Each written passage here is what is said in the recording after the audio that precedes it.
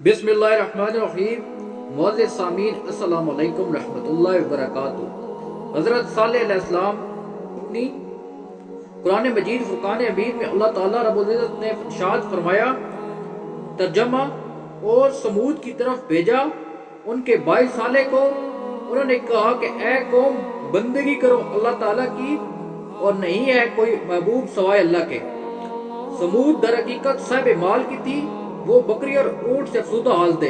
जब कौम आद को अल्लाह हक ताला ने इस दुनिया से गर्क किया तो उस कौम समूद ने इन शिकस्ता मकानों पर कब्जा कर लिया और इनके असर नो तमीर कर लिया।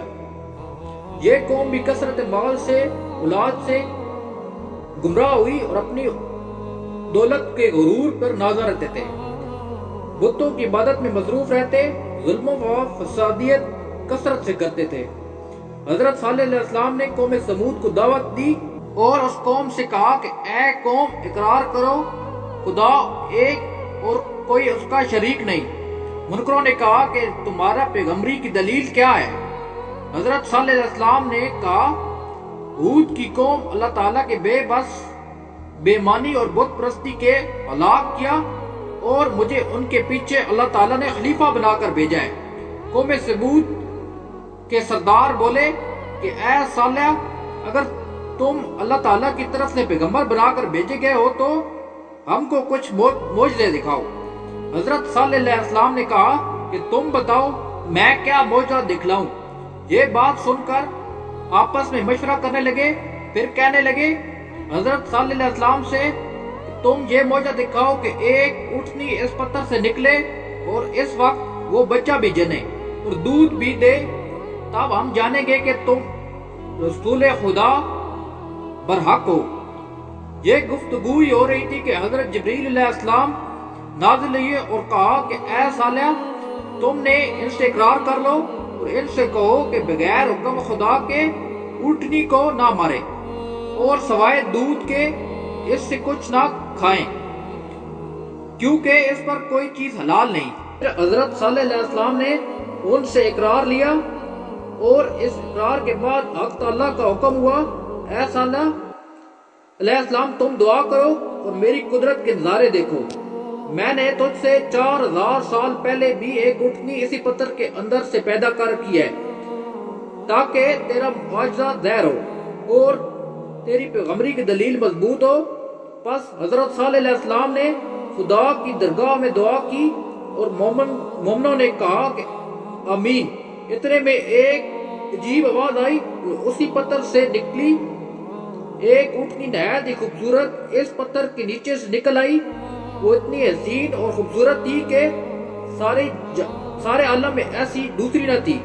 और बाद में एक साथ के उसने एक बच्चा दिया।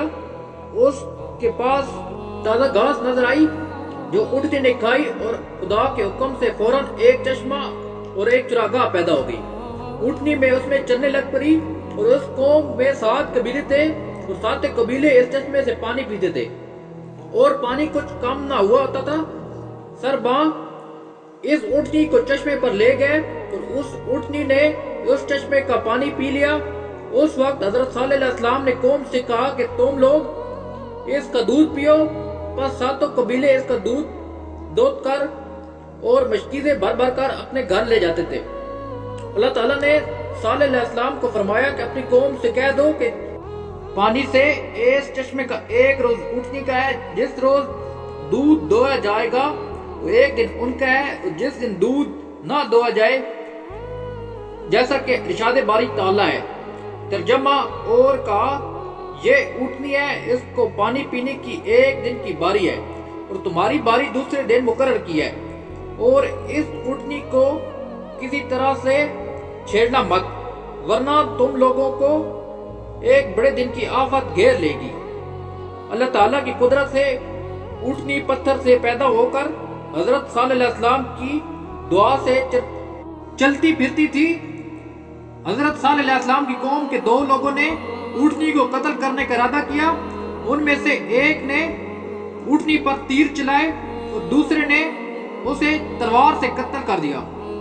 हजरत सालेह अलैहिस्सलाम ने पहले रोज रंग تمہارا سرخ ہو جائے گا اور دوسرے دن زرد ہو جائے گا اور تیسرے روز سیاہ ہو جائے گا۔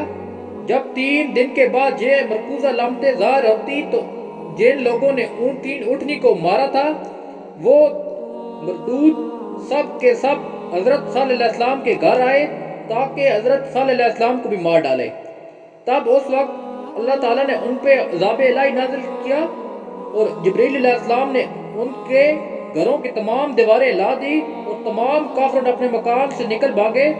اس وقت حضرت جبریل علیہ السلام نے ایسی چیخ ماری کہ ایک کی آواز میں سب خاک میں مل گئے اور حضرت صلی اللہ علیہ وسلم سے پوچھا گیا کہ کس طرح ہم لوگ ہلاک ہوں گے؟ آپ نے فرمایا کہ ایک کی آواز سے حضرت جبریل علیہ السلام کی اور سب خاک میں مل جاؤ گے۔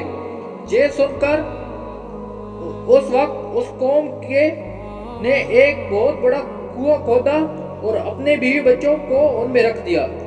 ان کے کانوں کے سوا کوئی روئی کافی تعداد میں دے دی۔ اس روئی کو ان کے سروں پر اچھی طرح رکھ دیا کہ آواز کانوں تک نہ پہنچ سکے، کیونکہ جب کانوں تک آواز نہ آئے گی تو عذاب سے نجات مل جائے گی۔ یہ تدبیر کر کے انہوں نے اس کے اندر جا رہے تھے۔ بعد میں اسی وقت فرشتہ نے وہاں جا کر ایک آواز سے 7 قبیلوں کو ایک چنگاڑ سے نیست و نابود کر دیا۔ چنانچہ اللہ تعالیٰ نے فرمایا، ترجمہ، ہم نے بھیجی ان پر ایک چنگاڑ، پھر رہ گئے جیسے روئی کی دنی ہوئی گال کی مانند اور کچھ نام و نشان ان کا زمین پر نہ رہا۔ بعد صالح علیہ السلام ملک شام میں چلے گئے، وہاں جا کر سکونیت اختیار کی، بعد کافی مدت میں انتقال فرمائے۔ ان کے ہمراہ مومنین بھی وہیں جا بسے اور وہیں پر مدفون ہیں۔